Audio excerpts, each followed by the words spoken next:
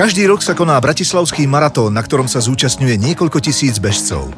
Náš klient Nike si želal, aby sme pred touto akciou oslovili čo najviac bežcov, ale aj ľudí, ktorí na ňom nikdy nebehali. Téma stávky a prekonávanie samého seba bola preto tým pravým prostriedkom na naplnenie cieľa kampane, nábor nových bežcov, a to navyše nikým iným ako ich behajúcimi priateľmi.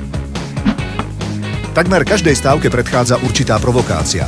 Ani naša náborová kampaň nebola preto iná. Na svetlo sveta sme vyšli s tvrdeniami, v ktorých sme drzo vyhlasovali, že jedni sú lepší ako druhí.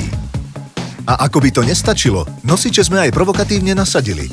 Napríklad vyhlásenie, že Petržalka je lepšia ako Ružinov, bolo umiestnené priamo v centre Ružinova. Vo fitness centrách sme vyrukovali s výzvou, že baba na vedľajšom páse má lepší zadok a ak nik nie je v okolí, aj ty sám môžeš byť predsa lepší.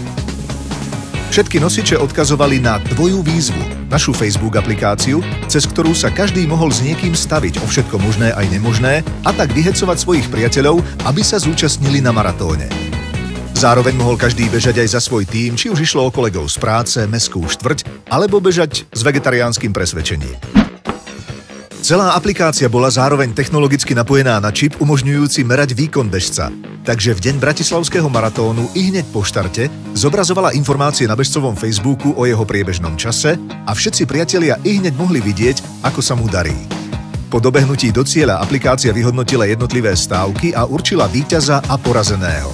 A aby bolo víťazstvo ešte sladšie, obom stranám bol doručený certifikát, v ktorom bol uvedený predmet stávky a deadline jej splnenia. Aplikácia mala medzi bežcami úspech a počet stávok pred maratónom intenzívne narastal. Tí vygenerovali takmer 5000 príspevkov na Facebooku a viac ako polovica návštevníkov sa do nej intenzívne vracala. Vďaka dobrým výsledkom preto plánuje Nike použiť aplikáciu aj na ďalšie bežecké podujatia, ktorých ročne organizuje niekoľko.